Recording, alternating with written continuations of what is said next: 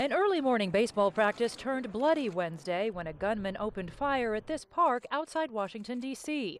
Republican lawmakers were gathered to prepare for a charity baseball game against members of the Democratic Party. As I was leaving the gym, someone warned me not to go outside, that there's a man with a gun. I saw him crouched behind a wooden structure, and he had a AK-47 type weapon. Heard an initial volley of about 12 to 14 gunshots that went out. They were loud, they were pronounced, they were echoing off the buildings around. I kept running about another 10 or 15 paces and then heard 4 or 5 more volleys. And he was exchanging fire with someone who was behind a black SUV. I saw a gentleman, a person laying behind that SUV on the ground, as well as someone shooting over the hood. The House Majority Whip Steve Scalise was hit in the hip while manning second base.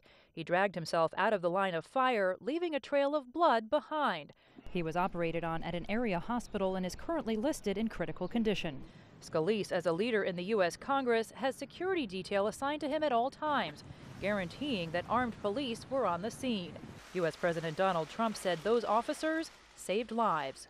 Many lives would have been lost if not for the heroic actions of the 2 Capitol Police officers who took down the gunman despite sustaining gunshot wounds during a very, very brutal assault.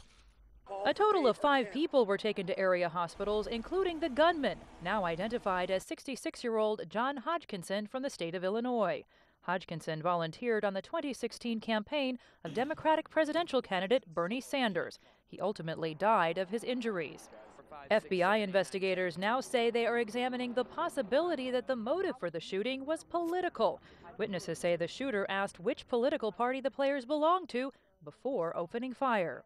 He had approached the backstop back behind home plate, asked either a staffer or a member, one of the participants, if it was the Republican team or the Democrat team that was practicing, was told it was the Republican team, and then very calmly opened up a bag of some sort and pulled out the long rifle and then began shooting at that point.